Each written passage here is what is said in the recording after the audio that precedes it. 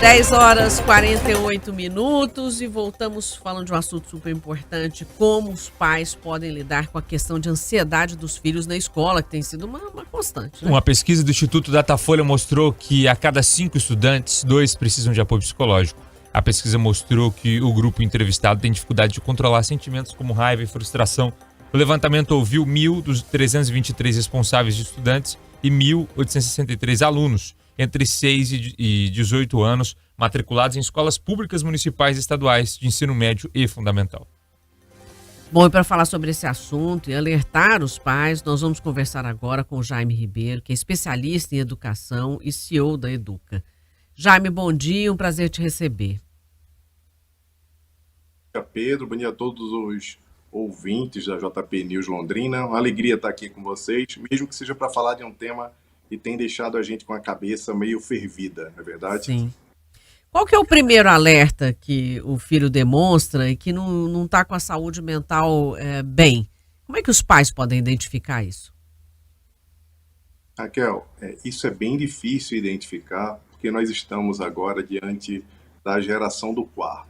Filhos vivem dentro dos seus quartos, trancados, os pais com a atenção parcial também, porque todo mundo no seu celular, fazendo as suas atividades, mas qualquer mudança de comportamento notada é preciso ser verificada. Antigamente era muito mais fácil fazer isso, porque nós tínhamos a rede de apoio. Então tinha ali um avô, um tio, alguém que podia nos falar sobre alguma questão. Mas perda de apetite, desinteresse por algumas coisas que geralmente aquela criança ou aquele jovem costumeiramente já tinha, são alertas que podem nos ajudar a entender que aquela criança está com alguma coisa que precisa ser olhada. Não só a ansiedade, porque outras coisas também vêm juntos com a ansiedade. E a internet impacta na saúde mental das crianças? Você acabou de citar aí o celular, não só das crianças, como dos pais também, né? E um controle mais amplo pode auxiliar nesse assunto? Sem dúvida também. A internet tem um impacto, mas o impacto não é só do advento da internet. Nós já convivemos há muito tempo com a internet. O impacto maior é da inundação de informações que acontece hoje na vida cotidiana, inclusive dos mais jovens. A primeira coisa que os pais precisam compreender é que precisa normalizar a forma como lida com a ansiedade. O que o pai pensa logo? Olha, meu filho está com uma crise de ansiedade, então ele é fraco, ele é frágil, acha que tem algum problema ali de personalidade. E antes de tudo é preciso lembrar que gente como Lincoln, que foi um grande político, um grande estadista, sofria de ansiedade e depressão. Para trazer gente mais do agora, para a linguagem do jovem, o John Mayer, que é um cantor muito famoso, muito popular, também sofria de ansiedade. Então são inúmeras figuras que sofrem de ansiedade, e a internet traz essa inundação de conteúdo, essas tarefas híbridas, essa forma como o jovem é submetido a tanta coisa ao mesmo tempo, o próprio multitasking, que vira uma obrigação das pessoas fazerem várias coisas ao mesmo tempo, tem um impacto profundo na cabeça dos jovens em como nós lidamos com isso também. Os próprios adultos sofrem de ansiedade por conta dessas questões. Doutor, eu vou fazer uma pergunta a Vinícius Buganza, aqui da Jovem Pan News. Talvez não seja tão usual, não tão corriqueira assim, mas o senhor acredita que os pais, principalmente os pais de primeira viagem, onde estão nesse momento vivendo a experiência de ter um filho num mundo com tantas mudanças, com a internet cada vez mais presente, com a criação muito próxima da tecnologia, com os sentimentos tão aflorados, com tantas dificuldades de saúde mental.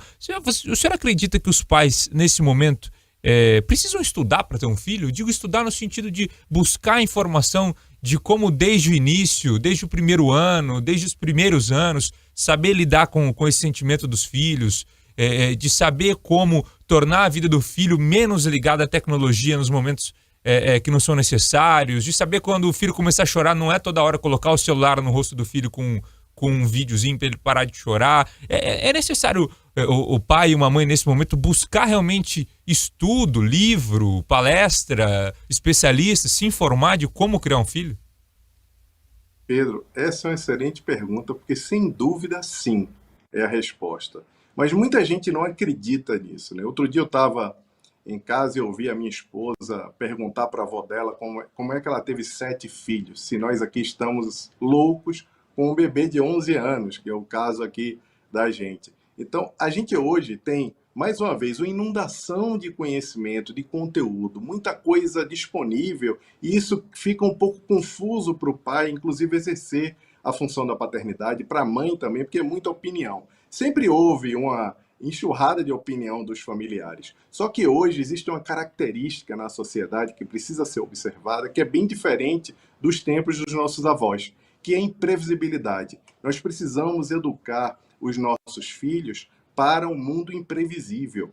Por isso que algumas soluções educacionais, como no caso a própria Educa, oferecem uma trilha de aprendizagem para os pais também, que é a Escola de Educação Parental. Então, os pais, sim, precisam, assim como a gente já rompeu a questão de que nem que todo mundo pode fazer terapia e que é bom você fazer terapia, que antes se pensava que era alguma coisa que para pessoas que tinham distúrbios, a educação parental vem hoje para ficar, para poder nos ajudar com uma trilha precisa do que os pais têm que observar, como no caso o excesso de telas, que é o que você acabou de falar. É comum a gente ver os pais, para poderem ter um pouco de tranquilidade, colocar o celular, o tablet para o filho. Em restaurantes é o que a gente mais vê. E eu entendo, a gente precisa acolher que os pais muitas vezes não entendem quais recursos eles precisam usar para poder lidar com a paternidade. Só que é muito fácil a gente pegar e dar um celular para a criança como se fosse um anestésico que a criança tivesse tomando, só que não dói na nossa consciência, porque nós acreditamos que estamos fazendo inclusão digital da criança, quando na verdade isso não faz sentido. Pelo contrário, nós estamos criando crianças mais ansiosas e nós estamos, inclusive, afetando a forma como essas crianças se desenvolvem cognitivamente. É preciso observar que a tecnologia tem que entrar de uma forma sábia na vida dos nossos filhos. Não precisa ter pressa para fazer isso, Pedro.